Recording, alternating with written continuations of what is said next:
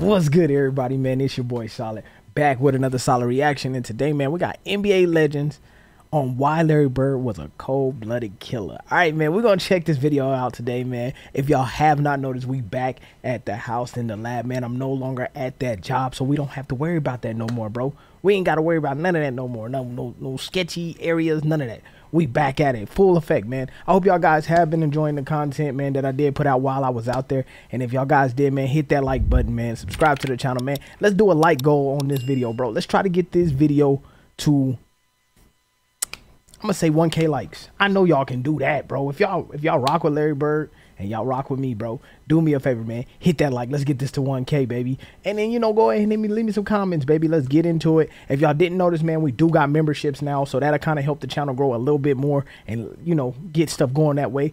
Check it out down below, bro. It'll show you the little details on what you get with each package, bro. I hope y'all guys do enjoy this video, man. Do me a favor, man. Before I get into it, hit that like button, subscribe to the channel, and turn your notifications on. Let's get into it, baby. Let's go. Bird has to hurry. 5 on the shot clock. The turnaround. Rainbow is all net, and he's going to the line.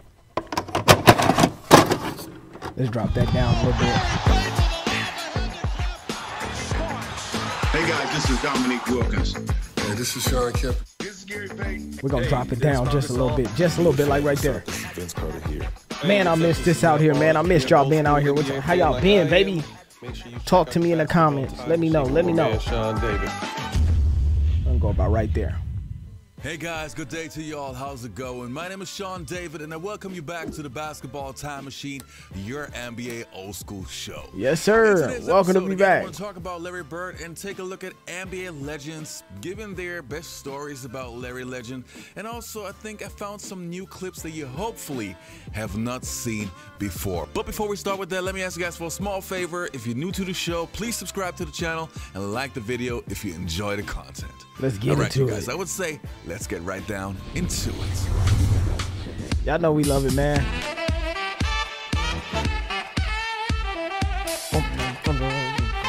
Man, I'm so happy to be home doing this again, man. Back with y'all, man. This is my home, baby. I feel comfortable. Now, the first clip that I want to take a look at is from Isaiah Thomas, and this one is pretty interesting because Dennis Rodman made some kind of outlandish comments about Larry Bird. And if you remember, like back in the days in the 80s, gotta get that mic right. Rodman already said something about Larry Bird. Isaiah Thomas confirmed it, and Isaiah got into big trouble, but this time he learned from his mistakes. Let's take a look. Dennis Rodman said that if Larry Bird played today, he'll have to play over in the European League because of the way the game is in 2023. Here's what I'm not going to do today, because you do have to learn from your experiences. Okay, there you go. Okay. Only thing I'm going to say is, that's what Rodman said. If Larry Bird was playing today, he would still be the walking bucket. Let me be completely honest with you. If Larry Bird played in the day, walking bucket. If Luka can do it, walking bucket. He'd make LeBron James look like a child's play, bro. Walking bucket. You feel me? That man is a walking bucket. It didn't matter what era he was in, baby. It didn't matter where he came from, what he did. He was a walking bucket regardless. You throw him 10 years before, walking bucket. 10 years after, walking bucket. 100 years after, walking bucket. You feel what I'm saying? This man could score off of anything. And then, you know what's crazy is, if we being honest, he was really gifted in one shot, that fade away from the paint. That fade away. But it killed people. That three-pointer was amazing. And I feel like back in the day, he didn't have that many three-pointers, man. You didn't take that many, bro. That's just not what you did. It wasn't what the game was. But now and today, Larry probably pull it, lace stick me 45 feet. Yeah, give me that. Ding, we talking Stephen Curry? Who, bro? Who? I'm the Bird, man. I walk around here. You feel me? I do what I do. This Celtic bound, baby. Celtics would have probably like him and just imagine him and Jason Tatum running together. Oh my God, the creation, bro. The creation, bro. Nah, bro. Walking bucket, bro. Larry Bird's walking bucket. I don't care what nobody says. Of the league, and his team would still be winning championships because we just watched the Joker, who is very similar to Larry Bird, take his Denver Nuggets team and win the championship. Facts. If I look at these two players, and if I'm saying they're similar, then Bird probably win 2 or 3 championships in this era. In this era right now. Out of all the players we played against, when Larry Bird caught the basketball, we were most afraid of him. And it's hard for young people to understand, because those of us who was around in the 80s, who really got to see him and the Boston Celtics play, he just didn't miss. And when he missed, you were shocked that he missed. 33 and green, he was the dude. And the next story that we're going to take a look at is from John Spider Sally. He obviously played for the Detroit Bad Boy Pistons and who had so many matchups against Larry Bird. And yeah, he just tells you again about the confidence of Larry Legend. Let's take a look. You know, we kind of knew. You knew who was better. Nowadays, you don't know. I would be afraid to play against Luka. I'm telling you personally, that's how good he is. And I know Larry Bird, he's this much below Larry Bird, or maybe that much. But Larry Bird would put fear in me and everyone else, just like Luka does. So when you said that Larry would put the fear in you, like, walk me through that. What do you mean by that? Larry knew me since I was a sophomore, because we would go up there.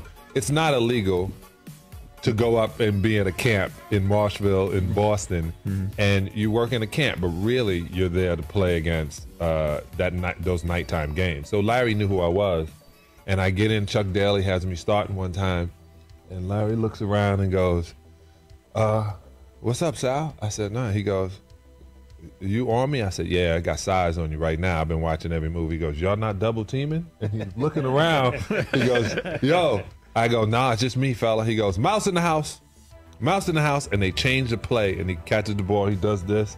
And he shoots it. He says, Sal, you better ask for a double team, bro. You better call for some help, man. It is over with. Hey, Sal, hey. I don't know why you thought this was gonna be easy. You better call for some help, because this is gonna be a long game, baby. Oh my God. He said, hey, you better figure it out. Change the play, and he catches the ball. He does this, and he shoots it. He says, Sal, you better ask for a double team, bro. I got 2 quick fouls because I'm smart like that. Yeah, he was, and he was always in shape, and he hated Bill Laimbeer. Larry could just flat out score and give you numbers and be talking shit. There were times I had to guard him. You know the player's coming, but he would tell you what's coming. And he says, if you trail, I'm going to trail into the lane. And I'm going to get mine. To a little floater. And he said, if you fucking pop, he said, if you try to get over the top, he said, I'm going to pop to that corner and bust a jumper in your face. I'm like, fuck you. I'm all up on him. You know, I got his shirt tail. I'm holding it. You know, I'm like, you know where I'm from. I'm from Gastonia. I mean, he ain't talking. He ain't gonna. Sure enough, man. The ball comes in.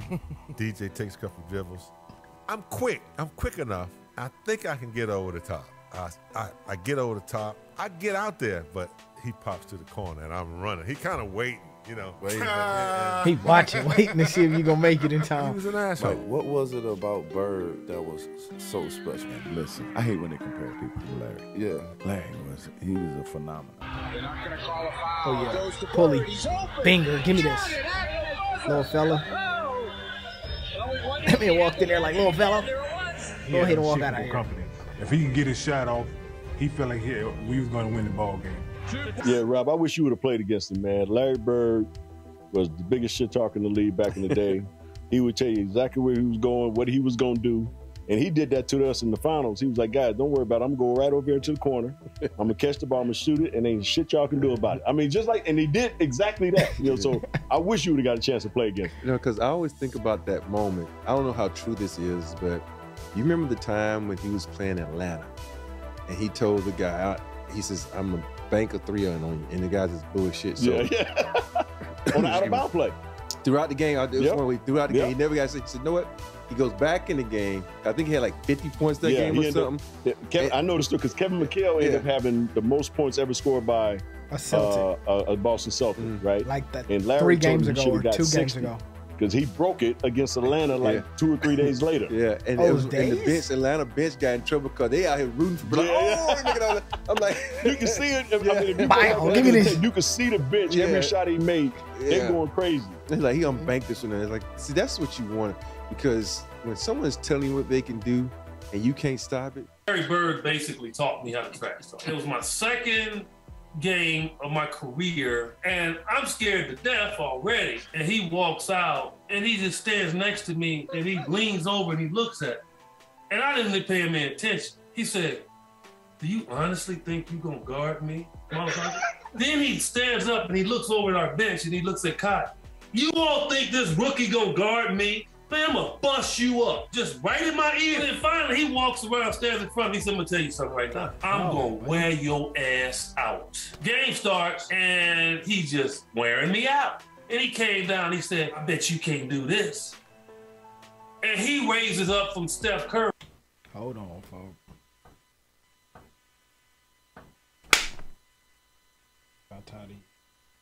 All right, I had to get rid and of he some shoots stuff. an air ball.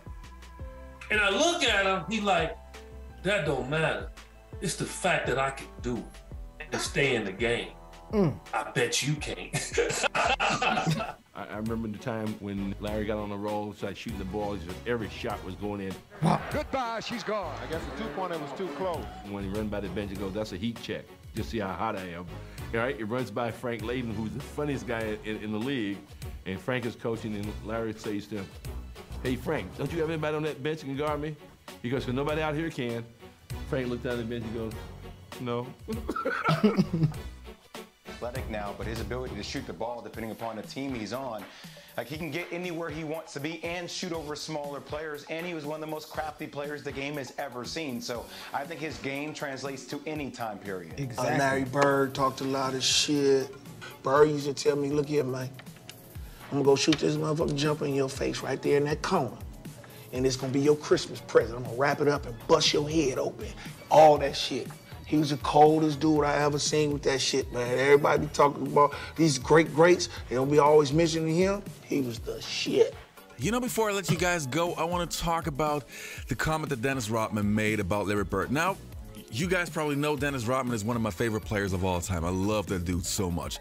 And I was very, very much surprised about his comments about LarryBird playing in Europe in today's NBA, which I think is just bullshit. Come on, Dennis.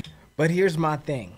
I'm not, first and foremost, I would never go to say that. You would never hear me fix my mouth to say LarryBird can only play in the Euro League. But look, let's be honest. Is the Euro League that far behind the NBA? Like, let's be honest, bro. We really, most of our star players right now in the game are Euro League players. You got Giannis Antetokounmpo, Jokic, Luka Doncic. You've got who else is another big name that came from Paul Gasol. You got all these, names that are great players who come from overseas. I don't feel like that's a knock on LarryBird. Do I feel like it was uncalled for? Do I feel like it's some bullshit? 100%, buddy. To think that LarryBird cannot play in today's game is crazy when you got players on the court like Ben Simmons and Monk and then you got all these little role players. You say Larry couldn't make it? Crazy. Blasphemy. I don't believe it. You never could make me stoop to that level. But is there a factual to it? Like, maybe he's trying to say the way the game is played. Like, I feel like today is more of a show. You get what I'm saying? It's more of a show. It isn't a slow-paced game. And maybe that's what Dennis Rodman was trying to say. I still don't believe, LarryBird couldn't play in this league, but I do understand, like, maybe there's something he was trying to get at. He wasn't, like, officially just saying, no, LarryBird can't ever play in the league. It's just this. No, but I think maybe he had some thought process of it. But me personally, no. LarryBird can play in this league, the next league, the league after that one, the one before it, the cousin before it, your mama's house, your daddy's house, whoever house got a court in it, he can play, he can win. It's just what it is. You feel what I'm saying? That's all I'm saying. You should know better. And it's kind of interesting to see how people compare LarryBird to Jokic. Yes, they have similarities in their basketball IQ and their court vision and not being the most athletic guys and so on. But to me, there's still one major difference why I still have LarryBird way higher than Jokic, who still is a great player in my opinion. Great but the player. one thing that Very separates the two is the killer instinct, and that LarryBird would do whatever it takes to win. He would die for a loose ball. He would mentally kill you with his trash talking and so on. These are qualities that not every great player has, and this is what separates the Larry Legends from many, many other great NBA players. All right, man, that's the end of this video, man. Real talk, man. We're going to go ahead and break it down, and I'm going to be honest with y'all. I think LarryBird is a top 5 player of any era. We put him in any era. You cannot give me 5 players that are better than him. You couldn't. Let's say the 2000s. Give me 5 players better than him. You could say Kobe, Shaq,